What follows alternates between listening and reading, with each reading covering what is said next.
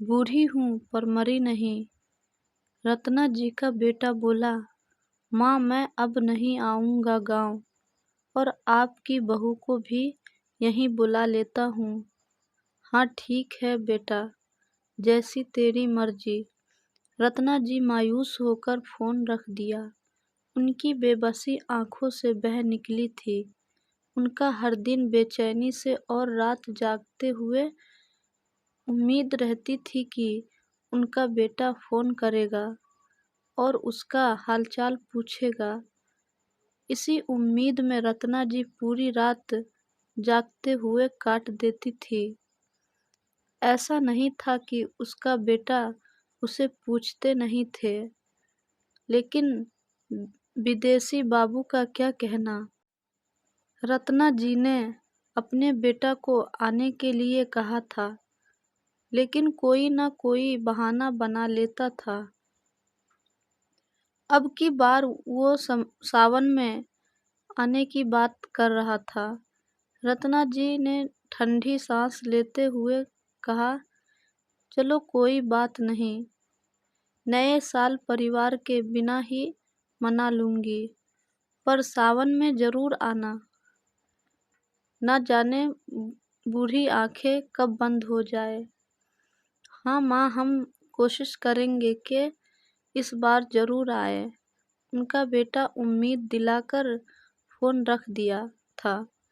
रत्ना जी की ताकत अब घटने लगी थी। उनकी काम वाली बाई दोनों समय आकर पूरे काम करके उनके बिस्तर पर पानी की बोतलें और दवाई रख जाती थी। रत्ना जी दावा खाते हुए सोच रही थी कि इस तरह अपनी मौत का इंतजार कोई कैसे कर सकता है। भला वो अपने सिर पर हाथ रखकर बोली, मेरा एक खुशहाल परिवार था। उनके पति जगमन लाल ऊंचे पद के अभिनेता थे। उनके एक बच्चे थे, वो पढ़ाई में बहुत ही तेज थे। धन संपत्ति की कोई कमी नहीं थी। बच्चे अच्छे स्कूल कॉलेजों में पढ़ रहे थे। जब उनके बच्चे विदेश चले गए, तब रिश्तेदारों और पास पड़ोसियों से मिलती तो वह फूले नहीं समाया करती थी। फिर उनके बेटा की शादी हुई। बच्चे अपनी जिंदगी में खुश थे और रत्ना अपनी जिंदगी में। फिलहाल सब कुछ ठीक चल रहा था। अचानक ही जगमन जी की सड़क दुर्घटना में मृत्यु हो गई। अब रत्ना जी अकेली हो गई।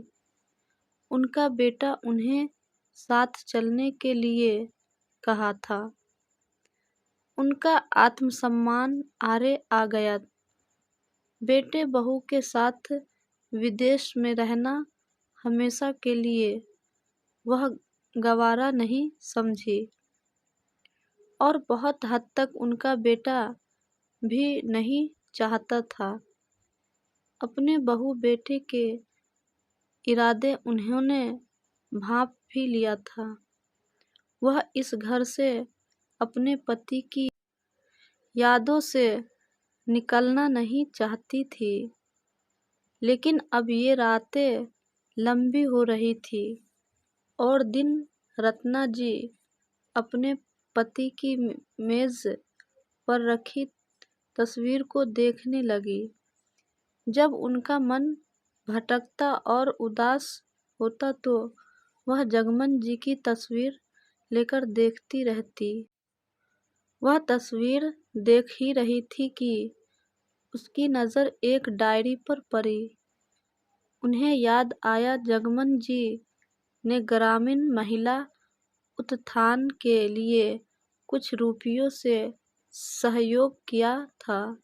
ग्रामीण क्षेत्र की महिलाओं के शिक्षा और रोजगार के लिए एनजीओ और सरकार की टीम ने एक मिशन चलाया था, जिसमें महिलाओं को साक्षर करने के साथ साथ रोजगार की भी व्यवस्था थी। जगमन जी को भी एनजीओ की टीम में